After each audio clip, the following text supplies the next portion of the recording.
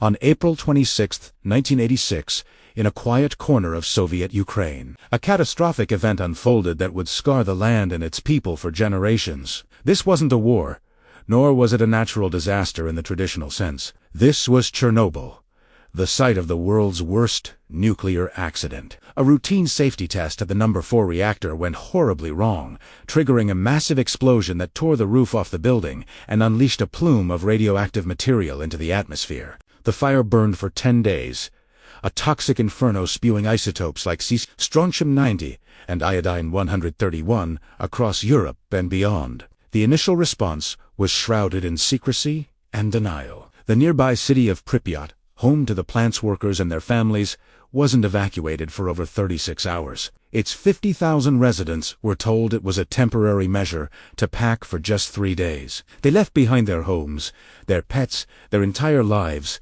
never to return. They were unknowingly fleeing an enemy they couldn't see, taste, or smell: radiation. Today, we're going to pull back the curtain on this invisible threat. We'll explore what radiation is, how it silently ravaged the health of millions, and what the enduring legacy of Chernobyl teaches us about the immense power we've unlocked and the profound responsibility that comes with it. To understand the tragedy of Chernobyl, we first need to understand the nature of the killer it unleashed.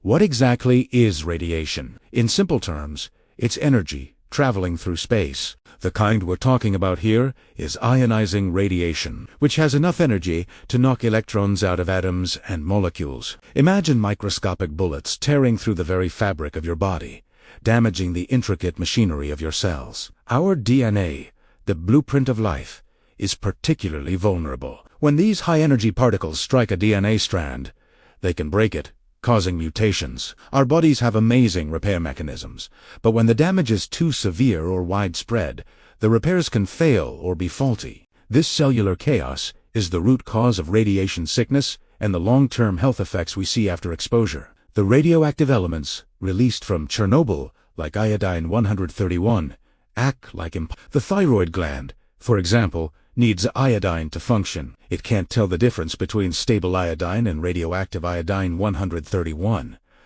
So it absorbs it from the air and contaminated food, concentrating this dangerous isotope right where it can do the most damage, leading to a surge in thyroid cancer, especially in children. The first to face the full, terrifying force of the reactor's meltdown were the firefighters and plant workers. They were the first responders, the heroes who rushed toward the inferno with little to no protection, completely unaware of the lethal doses of radiation they were absorbing. In the hours and days that followed, they began to experience the horrifying symptoms of acute radiation syndrome, or ARS.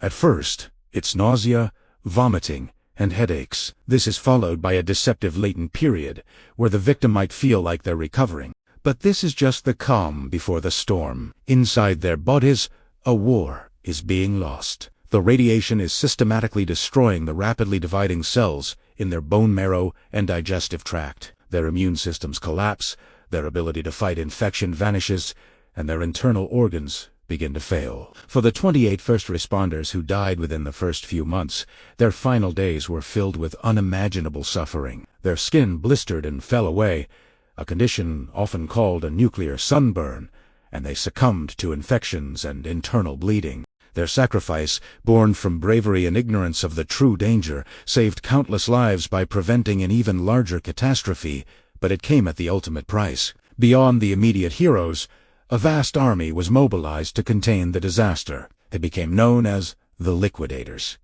This group of over 500,000 soldiers, miners, engineers, and volunteers was tasked with the monumental job of cleaning up the most contaminated place on Earth. They flew helicopters over the exposed reactor core, dropping sand, lead, and boron to smother the fire and absorb the radiation. Miners tunneled beneath the molten core to install a cooling system, working in extreme heat and high radiation fields. Others hosed down radioactive dust from buildings, bulldozed contaminated villages, and felled entire forests. These liquidators were exposed to varying, often unrecorded, levels of radiation. They were given rudimentary protection, sometimes just cloth masks and standard uniforms. While most didn't receive the acutely lethal doses of the first responders, they absorbed enough to significantly increase their risk of long-term health problems. Studies on the liquidators have shown higher rates of leukemia, cataracts, and cardiovascular disease. Each of them carries a part of Chernobyl inside them, a constant, invisible reminder of their role in containing a disaster that threatened to poison a continent. Their health became another casualty of the explosion,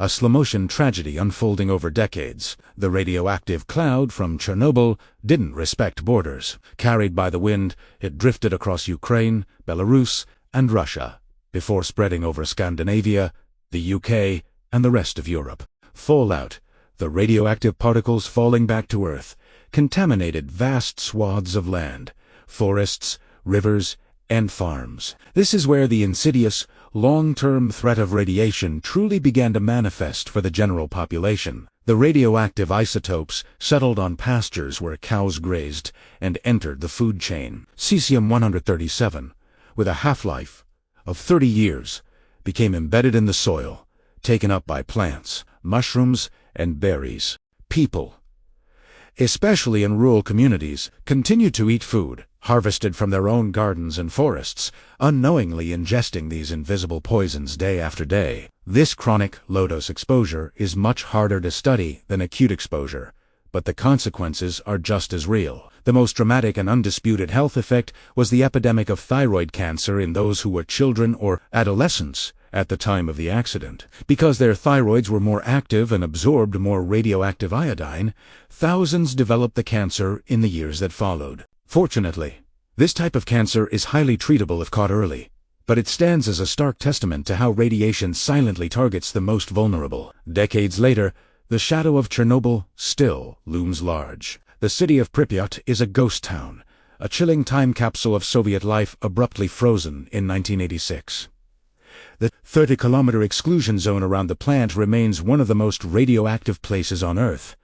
But surprisingly, nature has begun to reclaim it. Without human interference, forests have grown dense and wild. Populations of wolves, wild boar, and even the rare Przewalski's horse have thrived. It's a paradoxical Eden, a lush landscape where radiation levels are still dangerously high. This presents a complex picture. While some individual animals show signs of genetic damage, the populations as a whole are flourishing. It teaches us that while radiation is destructive, life can be incredibly resilient.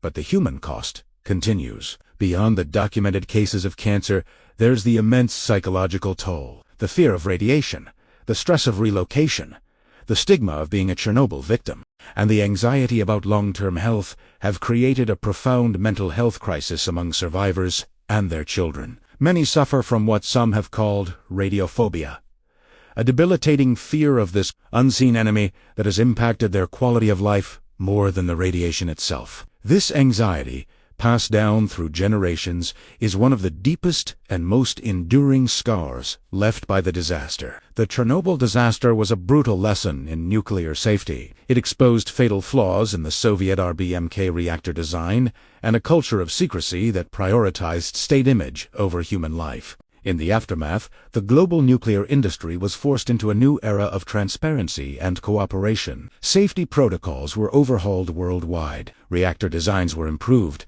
and international oversight bodies, like the IAEA, were given more authority. The original crumbling sarcophagus, built in haste over Reactor 4, was a ticking time bomb itself. In 2016, a monumental feat of engineering was completed: the new safe confinement. This colossal arch, the largest movable land-based structure ever built, was slid over the old sarcophagus. It's designed to contain the remaining radioactive material for at least 100 years, allowing for the eventual, safe dismantling of the destroyed reactor. This structure is a symbol of both the scale of the original failure and the incredible human ingenuity required to manage its consequences. It reminds us that while we can engineer solutions to contain our mistakes, the initial cost in lives and health is irreversible. Chernobyl isn't just a historical event.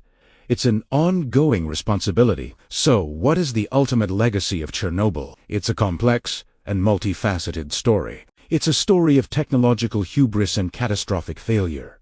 It's a story of incredible heroism and sacrifice. It is a story of an invisible poison that has sickened thousands and left a deep psychological scar on millions. It teaches us that the consequences of our actions can echo for centuries, that some mistakes can never be fully undone. The exclusion zone stands as a permanent monument to that fact. But Chernobyl is also a story of resilience. The resilience of the liquidators who fought the invisible fire, the resilience of the communities who had to rebuild their lives, and even the resilience of nature itself, which has reclaimed the abandoned land. It forced a global reckoning with the dangers of nuclear power and ushered in a new age of safety and international collaboration. As we continue to grapple with our world's energy needs, the silent, ticking Geiger counters in the Chernobyl exclusion zone serve as a constant, vital reminder. A reminder of the immense power we wield, the terrible price of failure, and our profound obligation to proceed with wisdom, caution, and humility. Thank you for joining us on this journey into the heart of the Chernobyl disaster. If you found this exploration of the invisible threat of radiation insightful, please hit the like button and subscribe for more deep dives into the events that have shaped our world. And let us know in the comments what aspect of the Chernobyl story you find most compelling. Stay curious, and we'll see ya in the next video.